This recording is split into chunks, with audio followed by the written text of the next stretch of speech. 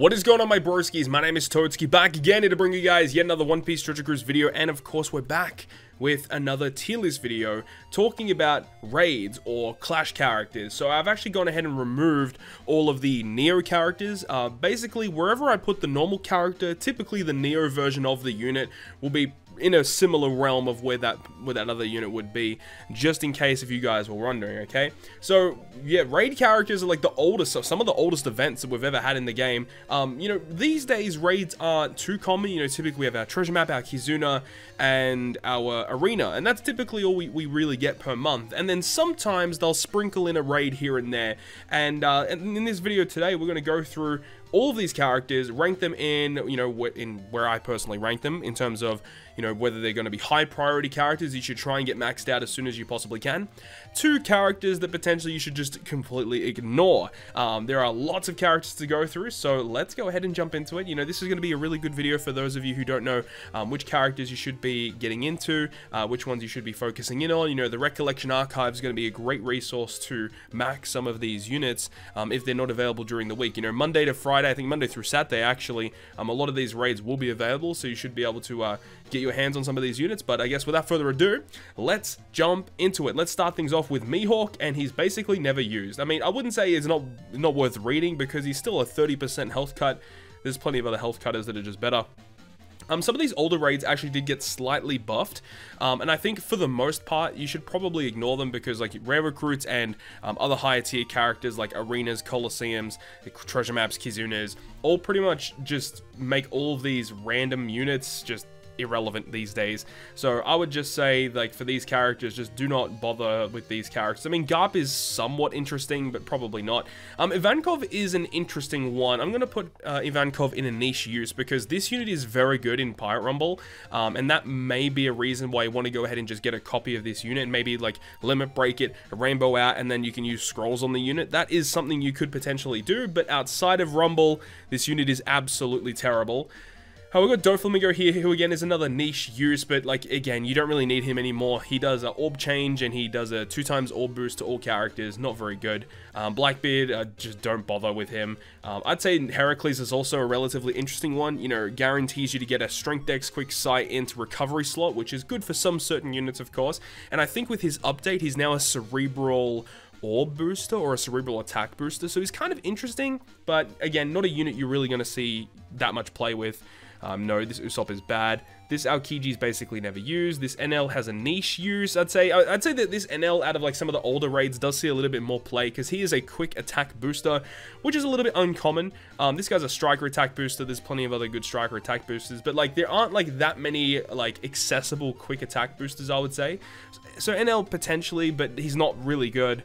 Duval is bad, and then all of these like Vice Admiral characters are just terrible, so just do not worry about them. Nightmare Luffy is also really bad. Kuma is like actually not terrible, especially if you're getting new into the game. This character is pretty good, because number one, his raid's actually pretty easy, but also number two, he does really good orb manipulation. He gets rid of like block. I think he gets rid of bomb orbs, but he gets rid of like a lot of nasty slots, and he changes them into matching, and he gives you a rainbow orb boost. So that can somewhat be useful if you're like newer into the game. Boa Hancock is also like a sometimes used character. 2 turns, 2.5 chainlock. Lots of good chainlockers that are just better these days, but still may see some play. Pika is basically never used. Kizaru is never used, really. He's terrible. Sabo is basically never used these days. When he first came out, he was kind of interesting, because Free Spirit was so powerful. This guy added on top of it, just gave you a little bit of extra damage. Zombie teams used him as well, but like in today's day and age, he's just a terrible unit. Shiki, I'm going to say, is a niche use. He's a driven attack booster. His support is also a driven attack booster, for those who didn't know. So for that reason, you may want to pick him up, at least max his support. May come into play at some circumstances. Tezora is basically never used. This Akainu is really good.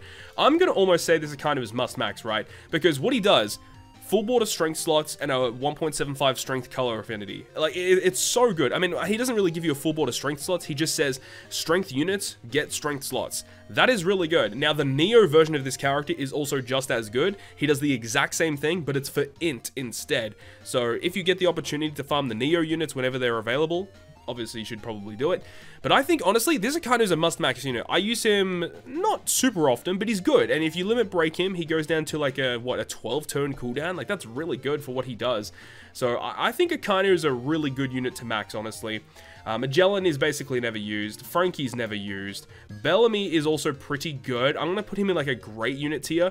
He's really good in PvP, and he has a double special activation with his limit break, so you can get 2 turns of a 1.75 orb boost, and he gives you beneficial slots as well. Like, actually a pretty solid unit. Fujitora is also like kind of okay. Put him in the sometimes used tier. Adjacent slots matching, 2 times orb boost to powerhouse, pretty nice. You've got Virgo, who's pretty bad. This Sanji is like a sometimes. He's a 2 times attack booster to powerhouse. Again, just kind of mediocre. There's lots of, honestly, he's a niche use, maybe even lower than that. There's lots of better powerhouse boosters in the game nowadays.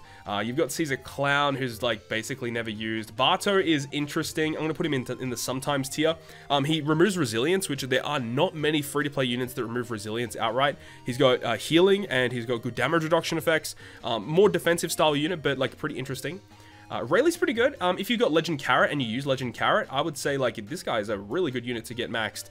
Great Sailor effect to resist it, or to reduce his cooldown every time another character uses a special. Rainbow attack booster, pretty solid unit. Senor Pink's pretty bad. Honestly, he's probably lower than that. He is better than a lot of units here. He's not really that good. Lucci is kind of niche because he's a conditional booster, a self-proccing conditional booster, but he only works if there's one enemy on the field.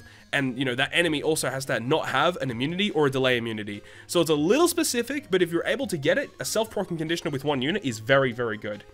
We've got this Tankman Luffy, who is kind of okay-ish. He's pretty bad, but, like, he's better than a lot of units here for sure. Wraith Zoro, dude. Clash Zoro, going to the tippy top of the list. He's one of the best units in the game. Removes Rainbow Shield and Threshold by 5. He does damage, which is big. And he's also a color affinity booster to Driven and Slasher. And he's a Zoro unit, gets access to good supports, good color. He's a Slasher driven unit, so that's really nice. This unit, Zoro, is just amazing. Probably like top 3 best raid units. I mean, we'll see how we go, but he's like insanely good. This Zoro is a must max character. We got Cracker as well. Cracker is also really good. I'm going to put him in the great units here. Full border matching slots through block orbs. He gets rid of the nasty chain debuffs as well. So he's really, really cool. We got this Blackbeard who's like niche as hell. Like not that good. This Dofi, I'm going to put in the... I guess you could say he's niche, but honestly, he's like... the things about him is like, yeah, he's used in very niche situations. But when you use him in those situations, he makes your team so much better. Honestly, I'm going to put him in the sometimes tier. This guy's really great because he says that if your captain is cerebral or driven, any attack boost or orb boost that you have will become, like, it gets an extended duration. So if it's a 1-turn attack or orb boost, it becomes a 3-turn attack or orb boost. And that's such a good effect to have. He locks your orbs as well, so you can stock slots for the following turn. This guy can be ran in tandem with lots of other characters to make really crazy things happen. I really do like this Doflamingo. He's super underrated. Judge is super good. If you run Kizuna Clash, he's definitely one of these. Honestly, he's must max. If you're running a Kizuna Clash and there's a quick boss, probably Judge is going to be one of the units you want to try and use. 2 times color affinity to Dex is ridiculously good. He also gets rid of some of the chain debuffs as well, so that's really cool.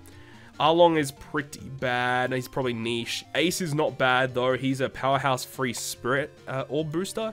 I'd say he's in the great units here. I don't think he's like he's not like a must max, but he's a pretty solid unit overall. The Docking Straw Hats are terrible. Big Mom is niche.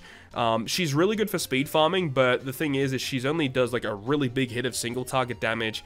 She's not super amazing, but if you need to do speed farming, she's interesting. This Capone is never used. Magellan and Hannibal, I would say, are also... I'd say they're probably must-max as well. If we're talking about, like, free-to-play units, I think Magellan and Hannibal are pretty useful because they're a color affinity booster, I think, to Quick and Int. I think it's a 2 times color affinity boost, and that's really nice to have. So, very similar to Judge being a free-to-play 2 times color affinity booster to... I think they color affinity to 2 classes. It might be just Quick, but I'm pretty sure it's Quick and Int. That's really useful to have for sure. Garp and Sengoku, as cool as this unit is as a unit, they're not like super useful. I'd probably put them in the sometimes tier. They're not like that good. Honestly, no, they're even lower than that. Like, I don't even remember the last time I used Garp and Sengoku, unfortunately. Like, on paper, they're a cool unit, but they're just not that good. We've got this Leo unit. Now, this character technically isn't classified as a raid, but he's got decent utility. I'd put him in the niche tier. And then we've got all these like Stampede units. They're like basically never used. Like none of these are outright units that you'd want to use for content, but they're just kind of there. We got Stampede Lucci though. Stampede Lucci is very good. I'm going to put him in like the great unit tier. He can do different things depending on what color units are on your team. So if you got good strength units, he does one thing, and if you got quick or int characters, he does another thing. So he's pretty interesting. We got Sabo though. He's really good. I think Sabo is a must max Clash character. Removes burn. He also gives you beneficial slots, color affinity for multiple colors for multiple turns. Like just ridiculously good, man. This Crocodile I also love. I'm a big fan of this Crocodile. I'm going to put him into the great unit tier. Decent utility. Chain Boundary as a free-to-play unit is very good. He does orb manipulation. Just an all-round fantastic unit to use.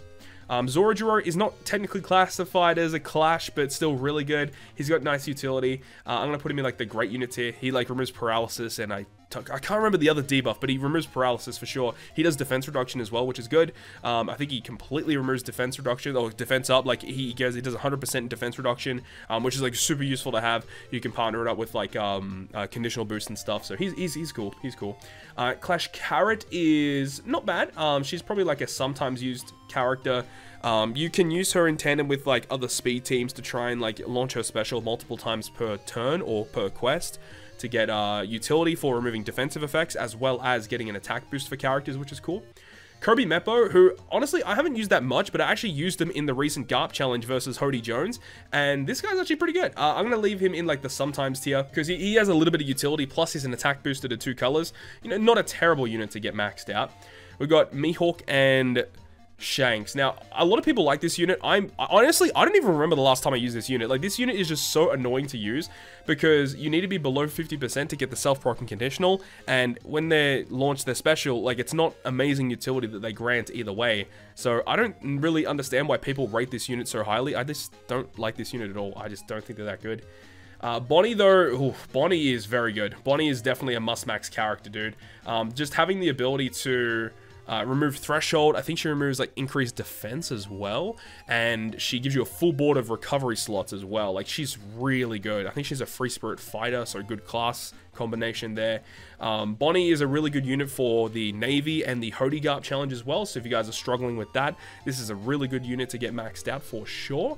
And then we've got the CP9, which is a very difficult event, but this unit is not bad. I'll leave him in the sometimes tier. Not a unit you're going to use too often, because they switch into the captain spot, and sometimes you don't want their captain effect. But depending on the situation, they can be kind of interesting. This Jinbei is really good. He's a 2x color affinity boosted to strength, so I guess like he's almost like a must-max. He has a little bit of utility as well. I mean, I'd probably put him in the must-max tier, but I definitely think some of these other ones are a little bit better. Because like strength already have some pretty good color affinity, but I guess remember, if this is like, if you're just running like mainly free-to-play units, then yeah, he's not a terrible choice. But you know, Jinbei is pretty cool, but you've also got a Kaina here as well, which kind of does a similar thing. You got this Kaido, who's pretty bad though. I'm not a big fan of this unit. He's like a sometimes unit. Adjacent slots matching, attack boost to int. Obviously he has the super evolution to the strength variation, which is like okay. This unit doesn't really see much play, unfortunately. This Crocodile's good. He does orb manipulation, he does chain boost, and a little bit of utility as well.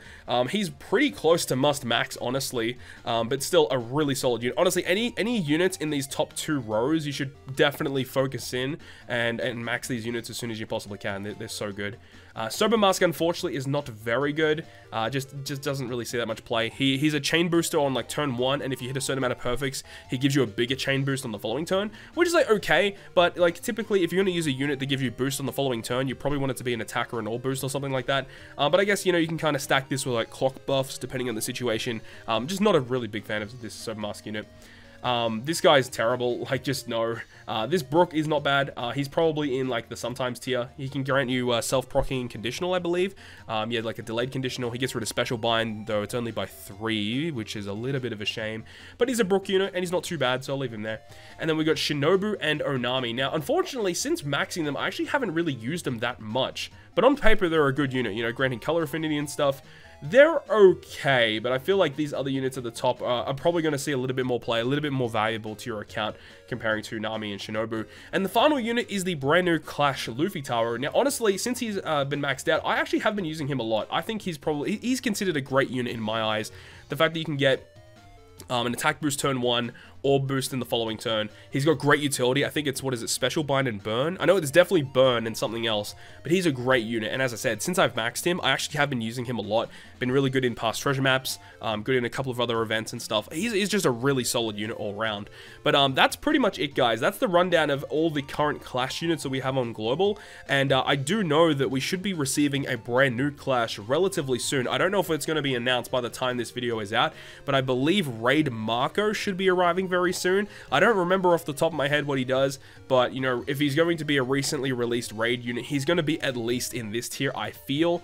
But we'll see how that goes. But that's pretty much it, guys. I definitely think these top units in this top tier, you need to get these ones maxed out. As I said, like having Judge and the Magellan and Hannibal are so good for Kizuna clashes, being free to play 2x conditionals. I mean, this Jinbei also does that as well. Akainu can grant that too. Not 2x conditional, but you know, still being a strength conditional booster. You got Bonnie, who's got great utility and orb manipulation, color affinity and orb change, and utility as well. And then the Zora is probably like the best unit on this list here, having like insane utility, and he's a Zora unit, so you get access to fantastic supports. But as I said, the units in like the top 2 rows, even the top 3 rows potentially, are units you probably want to get done because they're just going to see a lot more play on your teams. But that is pretty much going to wrap this one up. I really hope you guys learned something here, and if you are more of a beginner player, maybe this will give you a little bit of guidance as to where you should be spending your stamina, which characters you should be looking to max out moving forward for the Clash event characters. But hopefully you guys enjoyed this video today,